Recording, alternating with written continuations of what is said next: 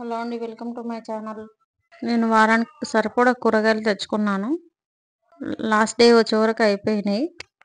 ఒక బఠానీ మాత్రం మిగిలింది. 2 ఆనియన్స్, ఒక టమాటా ముక్కలు ముక్కలుగా కట్ చేసుకున్నాను. ఆయిల్ వేడెక్కిన తర్వాత అల్లం మసాలాలు ఇంట్లోనే తయారు చేసుకుంటాను. ఉల్లిగడ్డలు వేసుకుంటున్నాను. ఫ్రై అయిన తర్వాత గోల్డ్ కలర్ వచ్చే వరకు ఫ్రై చేసుకోవాలి. 1 స్పూన్ సాల్ట్ వేసుకున్నాను. ఉప్పు వేసుకోవడం వల్ల కొద్దిగా కలర్ వస్తుంది, గోల్డ్ కలర్.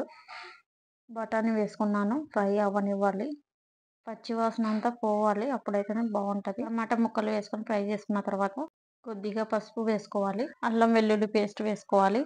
1 టేబుల్ స్పూన్ కారం వేసుకోవాలి. 1 గ్లాస్ వరకు వాటర్ వేసుకోవాలి. వాటర్లో ఉడికిన తర్వాత 1 టేబుల్ స్పూన్ ధనియా పౌడర్, చిటికెడు గరం మసాలా వేసుకున్నాను. దగ్గరగా ఉడికింది కదా, కొత్తిమీర వేసుకోవాలి. చల్లారాక పైన కొద్దిగా కొత్తిమీర వేసుకున్నాను. ఇలా 10 నిమిషాల్లో రెడీ చేసుకోండి.